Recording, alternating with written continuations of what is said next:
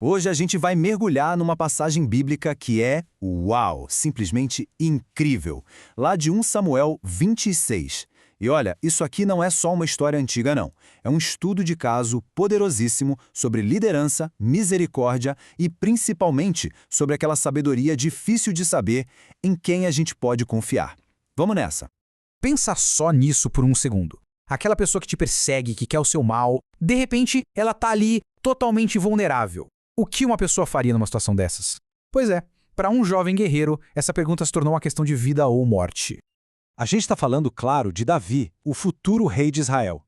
E o inimigo dele, ninguém menos que o rei atual, Saul. A escolha que Davi fez naquela noite, lá no meio do deserto, ensina uma lição gigantesca sobre poder e, mais ainda, sobre autocontrole.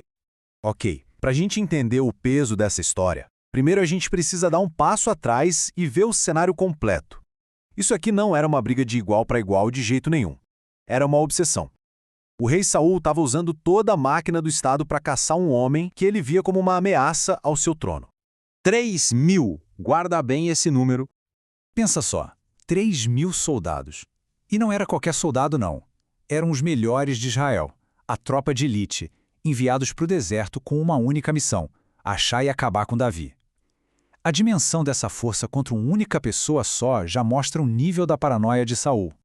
E o pior é que essa não era a primeira vez, já tinha virado um padrão. Os relatos mostram que Saul sofria de uma instabilidade profunda. Ele já tinha prometido deixar Davi em paz antes, mas a inveja e o medo sempre traziam ele de volta para essa caçada sem fim. Ele era um homem que já não tinha mais controle sobre si mesmo, sabe? E é nesse ponto que a história dá uma virada, assim, espetacular. Em vez de continuar fugindo, Davi faz uma coisa que ninguém esperaria. Ele decide se infiltrar no acampamento inimigo, no meio da noite. Ele e o sobrinho dele, Abissai, entram de fininho no meio de 3.000 soldados dormindo. E lá estão eles. Encontram o Saul dormindo, com a lança dele cravada no chão, do lado da cabeça.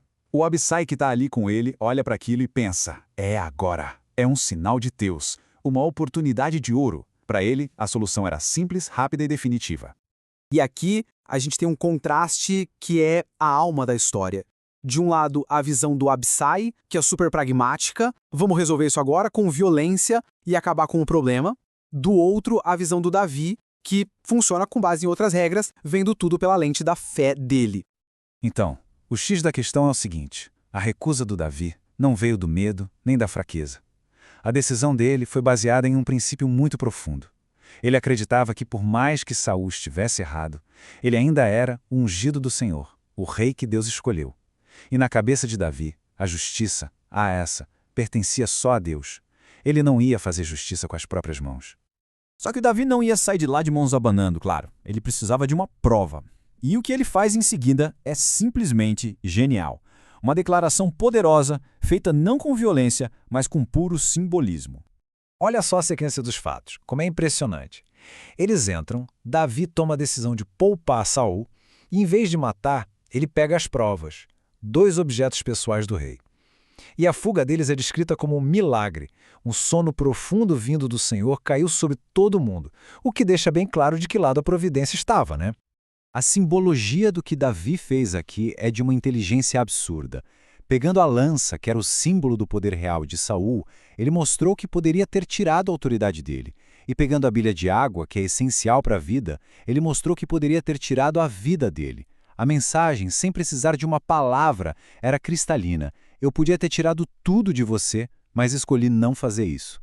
Beleza, com a prova na mão, Davi se afasta até uma distância segura e aí começa o confronto. Só que não é um duelo de espadas, é um duelo de palavras. A primeira coisa que Davi faz é gritar para o Abner, o comandante do exército de Saul.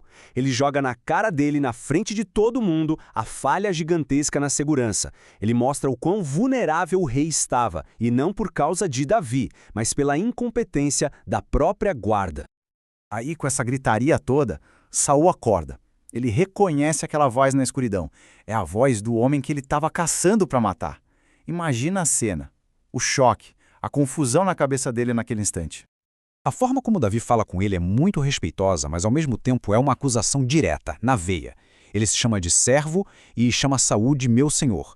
Mas a pergunta joga todo o peso moral da situação de volta para o colo de Saul. Com essa pergunta, ele praticamente obriga o rei a olhar no espelho e encarar a própria injustiça. E aí, confrontado com a prova irrefutável de que podia ter morrido e que foi poupado, Saul simplesmente desaba. A reação dele é totalmente emocional, imediata. E a confissão dele é impressionante. Ele admite que pecou, que agiu como um tolo, que cometeu um erro gigantesco. Ele convida Davi a voltar, prometendo nunca mais fazer mal a ele, porque a vida dele, Saul, foi considerada preciosa por Davi. E é exatamente aqui que a gente chega no ponto alto da lição dessa história. Davi ouve o pedido de desculpas, ouve a promessa, mas ele conhece o histórico da pessoa que está fazendo essa promessa. E ele não responde direto ao convite para voltar. E isso nos joga direto na lição talvez mais difícil e mais importante dessa história toda. A diferença brutal que existe entre perdoar e restaurar a confiança. Para a gente entender por que Davi ficou com o pé atrás, é só olhar o histórico de Saul. As palavras dele agora são de arrependimento, mas as ações do passado contam outra história. Promessas quebradas, tentativas de assassinato, até a esposa de Davi ele deu para outro cara. O padrão era claro, as palavras de Saul não eram garantia de mudança. E o que o Davi faz então? Ele devolve a lança, entrega a causa dele para Deus e simplesmente vai embora. Ele escolhe continuar sendo um fugitivo. Percebe? Ele perdoa, no sentido de que abre mão da vingança. Mas ele não é ingênuo. Ele sabiamente não confia em Saul para restaurar o relacionamento.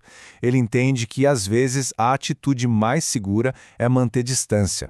E essa história toda deixa a gente com uma pergunta bem profunda para pensar.